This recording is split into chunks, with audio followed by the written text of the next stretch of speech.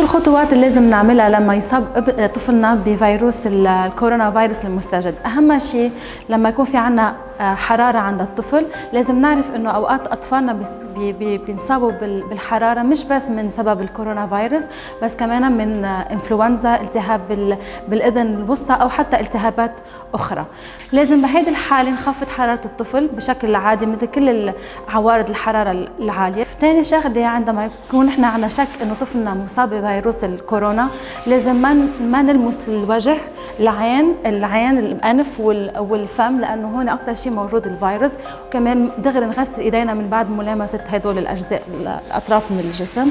فتاني خطوه لازم نعملها هو ان نشرب اطفالنا السوائل والمي بشكل مستمر، كمان نشيل الفيروس من الجسم، كمان ان نحارب الجفاف. ثالث شغله، لازم نخلي اطفالنا يعملوا رياضه بشكل مستمر وبشكل منتظم كرمال يحاربوا ويقوي المناعه عند الاطفال.